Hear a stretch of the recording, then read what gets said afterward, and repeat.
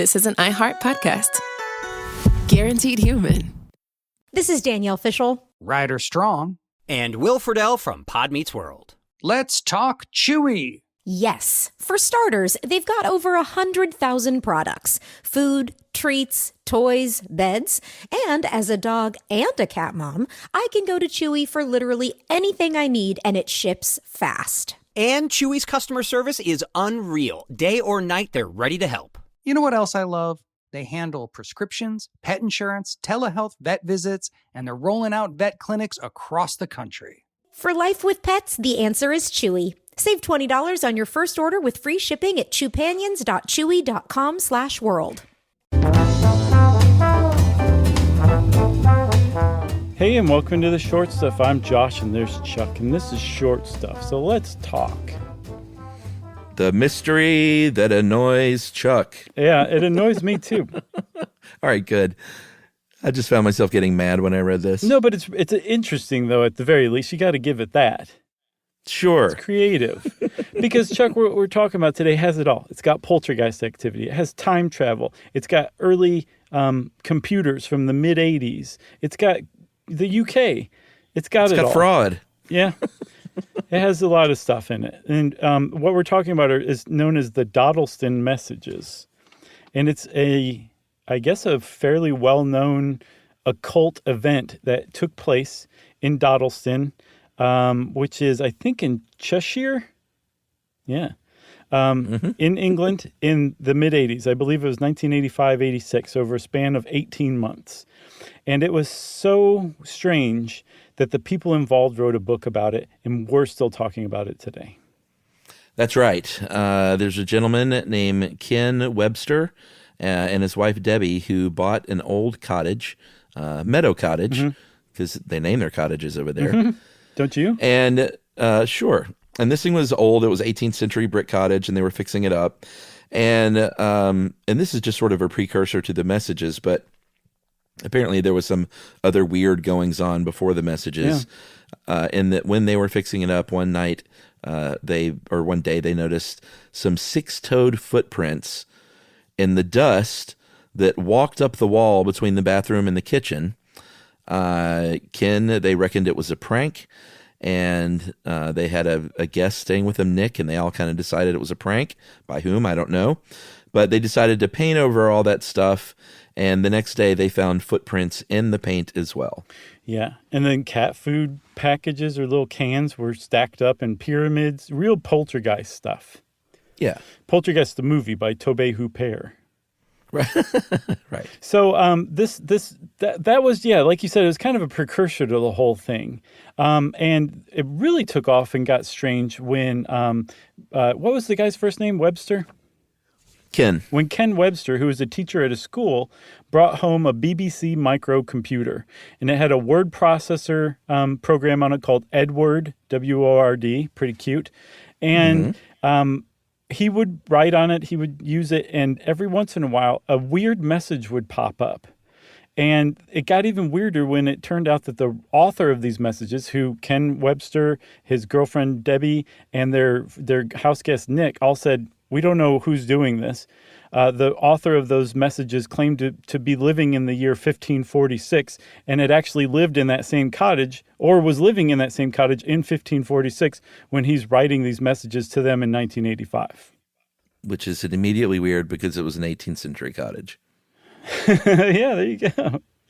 But the one thing we do want to point out that wasn't quite clear to me at first is that this computer was not hooked up to some early kind of modem and some early weird version of the internet in the sticks of England. It was just a computer sitting there alone, and ostensibly these messages would just appear on that word program, right? Yes. And all right, very, very big point. Also really important, anytime you turn that computer off, like, you couldn't save anything.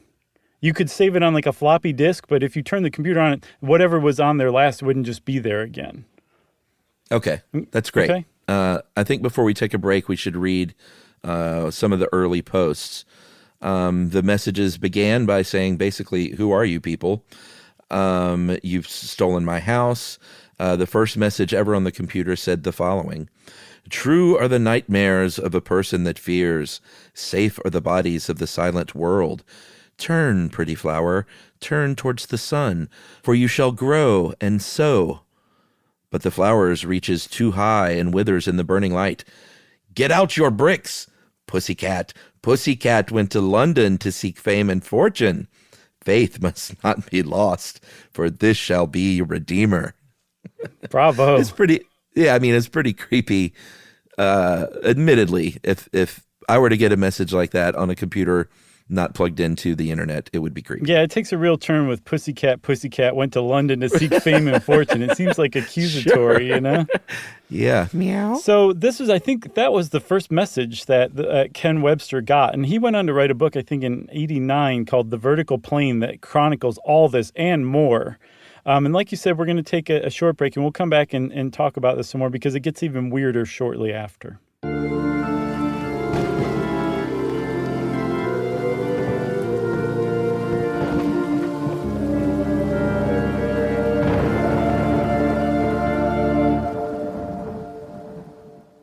This is Danielle Fishel. Ryder Strong. And Will Friedle from Pod Meets World. Let's talk Chewy. Yes. For starters, they've got over 100,000 products. Food, treats, toys, beds.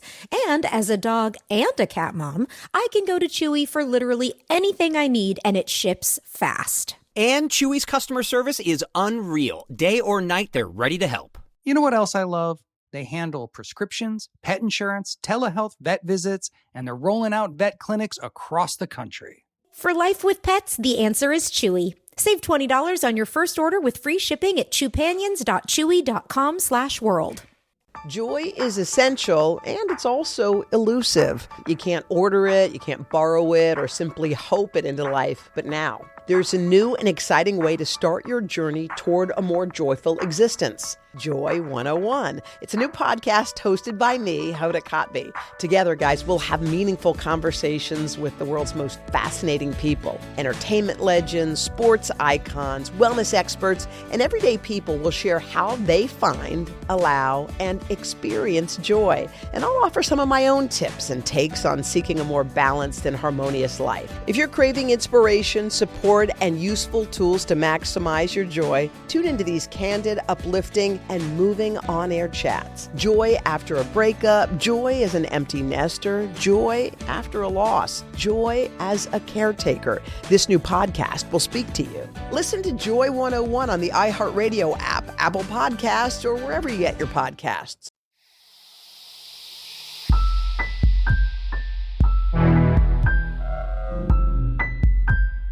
Stuff you should know.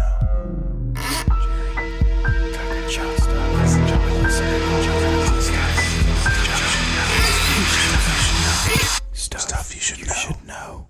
Okay, so Ken Webster's intrigued, and he starts asking questions of this author who signs the early posts as LW, and then finally later on, the L turns out to stand for Lucas with a K.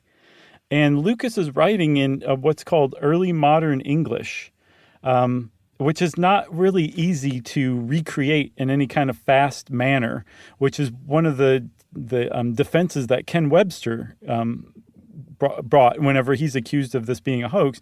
He's like, first of all, I don't know how to do that. And secondly, I certainly don't know how to do it in any kind of quick manner. And some of these supposedly answers came back rather quickly when he would ask them a question. Yeah, he said, I doth have no talent forthwith. Here's the second, it's fun reading these. Here's the second message. I write on behalf of many, what strange words you speak. You are a worthy good man who has a fanciful woman, and you live in my house, who dwell in my home. With lights which the devil makes, it was a great crime to have stolen, bribed my house. Yeah, so this is the point where Lucas is like, what are you guys doing in my house? And apparently, in fairly short order, they developed kind of a fondness for one another. So like the accusations and the problems with them living in that cottage get dropped pretty quickly, and they start going back and forth. And I just saw it described as a deep mutual affection for one another that developed. Yeah, from the other side. Yeah. Just a pen pal from another dimension. But here's the thing.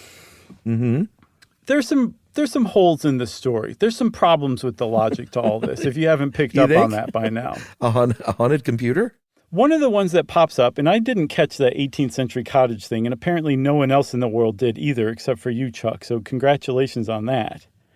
But one of the things that Lucas does to kind of set a trap for Ken to see if he actually is from the future, like he purported, was that Lucas told them that he was educated at Jesus College in Oxford, Jesus or Jesus, one of the two, and that the problem with that is that Jesus College wasn't founded until 1571. And remember, he's writing from 1546. So he is saying, like, if you're from the future, you would know that Jesus College wasn't founded yet from the time that I'm writing from. But the problem with that is, how would Lucas know that this Jesus College was coming years and years after the time that he was ostensibly writing from? Right. That's a problem. There's another name that came out later. Apparently Lucas wasn't the real name, but it was Thomas either Hardin or Hawarden. And they say that someone that had that name existed in the 1550s nearby. No, not nearby, 150 miles away, which might as well be in another dimension at that time. Okay. You know? Well, that's nearby to me, but sure. Yeah, I guess at the time it was. Yeah, in the 1550s with a donkey pulling you around. Okay, good point. Another cool thing that I think we should mention is that there were times where it appeared that Thomas, a.k.a. Lucas, could see what they were doing because the guy, Ken, had a picture of his car, a Jaguar, near the computer, and like the Thomas person referenced that picture in the message and said, "I found a picture of your cart, but it is a crude thing, for without the horse it won't go far." So apparently this thing can see them, which is a pretty key thing. But also, I literally wrote "haha" next to that because it's so dumb. If you're in 1546 and you see a picture of a Jaguar automobile, do you think you'd be like, that's a cart without a horse? I know exactly what that is. Well, I mean, it had wheels and it's square. Yeah, it's just... I mean, I could see that. That was the one that was like, well, there's basically the admission of guilt by Ken Webster right there. This thing gets a little weirder, though, even, right? It does. Take it, Chuck. Well, a third player, a second ghost, and a third player comes into this when someone named 2109 pops onto the scene. Yeah, and 2109 popped onto the scene inadvertently because Lucas referenced 2109 in a post. Because when Ken Webster said he's from the year 1985, Lucas says, "I thought you were also from 2109, like your friend who brought the box of lights, pray." And he didn't say box of lights. He said Leames Boist, which is early modern English for box of lights, which everyone has taken all that to mean that the time traveler from 2109 brought Thomas or Lucas a computer. Oh, okay. How would you operate a computer, though, in 1546 is a big question that I have as well. Yeah, the other question I have is... did these messages appear before his eyes, or I did see where he would take like a car drive and come back, in his Jaguar, and that they would be there. Is that how it generally worked? That's what I saw. Yeah, like he never thought to just round the clock sit there and watch the computer. I guess not, or maybe he tried and it didn't work, so that's when he would go for a drive. Who knows? Or maybe he made all this up. So what was possible? So Ken Webster says, well, there's a third party involved and they're from 2109. I'm going to start trying to message them. And in very short order, 2109, who only referred to themselves as they or them, they responded and they said, "Hey, man, we're not really happy that you stumbled upon our presence. Like we've been basically running an experiment here that you and Lucas and Debbie are all involved in, and it's going to change the world. So just pretend like we don't exist. We're going to go back into the woodwork now and just keep watching and manipulating." Right. Eventually, they bring in a paranormal investigation team, the Society for Physical. Yeah, the SPR. We've talked about them plenty of times. Yeah. Am I saying that right? Psychical. Research. And they brought them to investigate. They came out 3 times, said, "We got nothing, no activity at all." Thomas eventually said that he was forced out of the land. So maybe that was the deal. He lived at a place that was there, and it wasn't necessarily the same cottage. Okay. But at any rate, he said he was never heard from again, but did say he would leave something for them to discover in the future, right? Yeah, he said that he would write, from his perspective, this series of events in a book and would leave it in a place that it could be discovered. So Ken and Debbie and everyone who believes in the Dodleston messages are waiting for that book to be found to prove this once and for all. Again, it's possible that book doesn't exist. It's possible this was a hoax. There's a really good post on it called on a site called The Joy of Mere Words by Tom Ruffles. It's called The Vertical Plane by Ken Webster. I guess it's a book review. And Tom Ruffles, PhD, is very generous by considering that maybe Ken and Debbie were doing this but weren't aware of it, that maybe they were using telekinesis and weren't aware of it, and that's how these messages were being generated before he finally settles on it's likeliest that this was just all a hoax. As for what Chuck believes, if you couldn't tell, 100% fraud. Occam's razor tells me it is fraud. There are no haunted computers. The end. Yeah, which is kind of a bummer because I was anticipating us to at least kind of entertain this for a second, but it's impossible. It's impossible. Well, fun story, though. It is a fun story. How about that? So Chuck said it's impossible. I said it's impossible. We've given our final judgments. That means short stuff is out. Stuff You Should Know is a production of iHeartRadio. For more podcasts from iHeartRadio, visit the iHeartRadio app, Apple Podcasts, or wherever you listen to your favorite shows.